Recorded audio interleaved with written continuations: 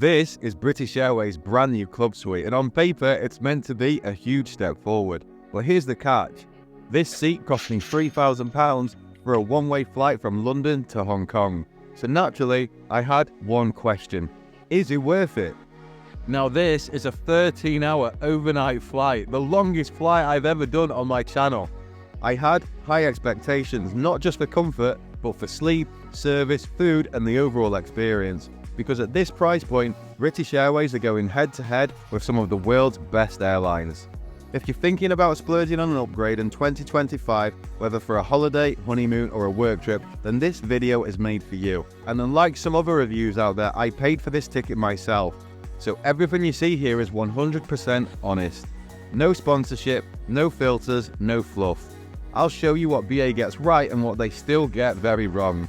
From takeoff to touchdown, I'll walk you through the full club suite experience, and at the end of this video, I'll give you my honest verdict on whether British Airways Business Class is still worth it in 2025.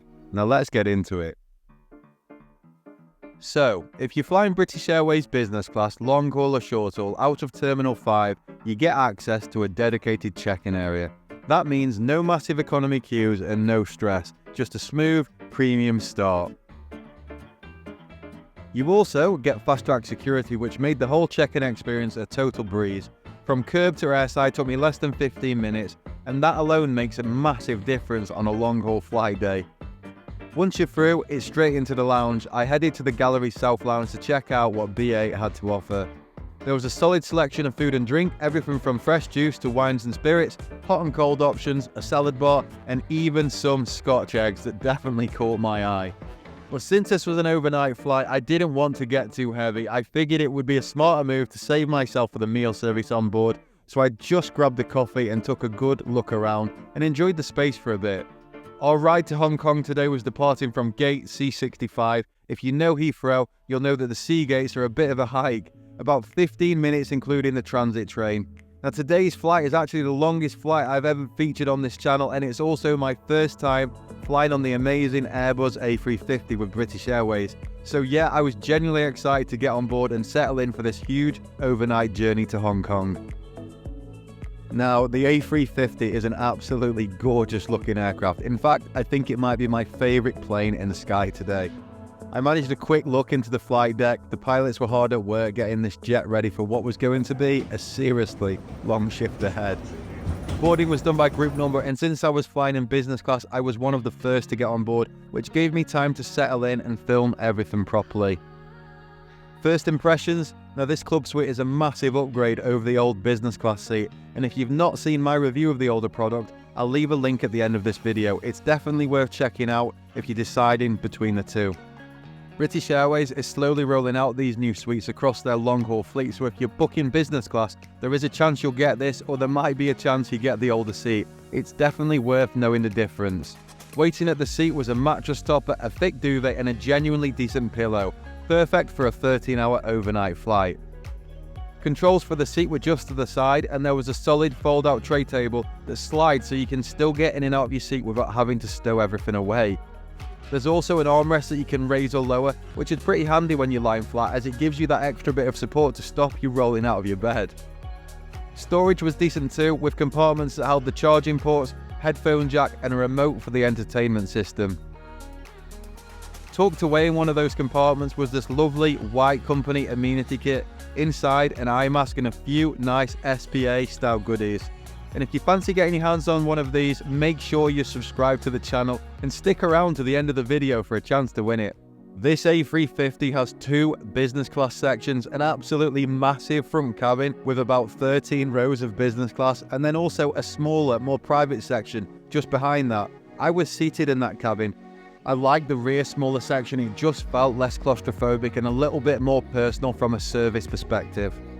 Then it was time to fly. I've left the full takeoff footage in here because I know a lot of you enjoy that kind of thing, but if it's not your vibe, feel free to skip ahead. I'll see you once we're in the air.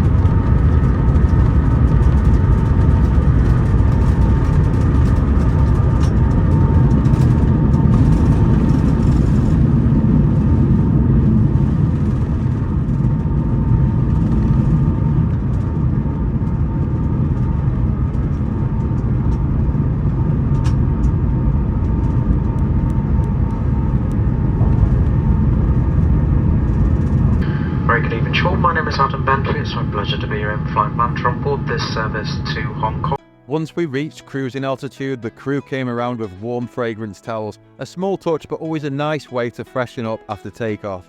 I took that moment to check out the business class toilets, and honestly, nothing special. They were clean in stock though, and I did see the crew checking and tidying them a few times during the flight. Just outside the lab, you get a real feel for the scale of the cabin. It's huge. BA have crammed quite a lot of club suites into the A350. And I can imagine that makes service a serious challenge for the crew. Trying to deliver a proper business class experience for all those passengers is definitely no easy task. Back at my seat, I was offered a drink. I went for a classic cup of tea and some shortbread. Very British Airways. Next up, I checked out the entertainment system and tried to connect to the onboard Wi-Fi. But unfortunately, it just didn't work. Not at all. Now this was a real letdown for me, especially on such a long overnight flight. I'd planned to do a bit of work, but no luck. The Wi-Fi stayed down for the entire journey. Soon after the meal service began, I'll pop the full menu on the screen at the end of the video if you're curious, but here's what I chose. For the starter, I went for the prawn and salmon dish. It came with warm bread in a basket and a portion of salted butter.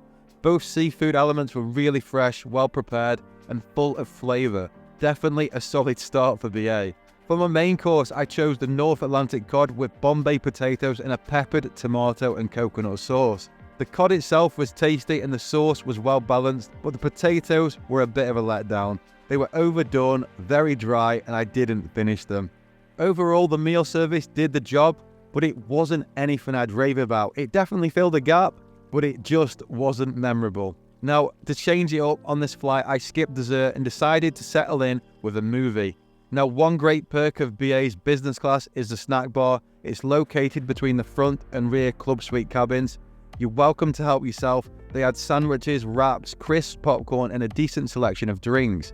I grabbed some popcorn, a couple of chocolates, and a ginger beer, and just kicked back to relax, let the food go down, and watch a film. After finishing up my movie, I converted the seat into a bed and got ready to grab some sleep. Now, BA provide a mattress topper, although calling it that feels like a bit of a stretch. It was about as thick as a beach towel. That said, the duvet itself felt really soft and premium, definitely better quality than what you'd expect. I actually did manage to get some sleep. I'd say a solid 3 to 4 hours, and I woke up somewhere over China with about 3 hours left to go. First thing I did was open the window to see where we were. I genuinely love looking out the window on flights. No film can beat those real life views.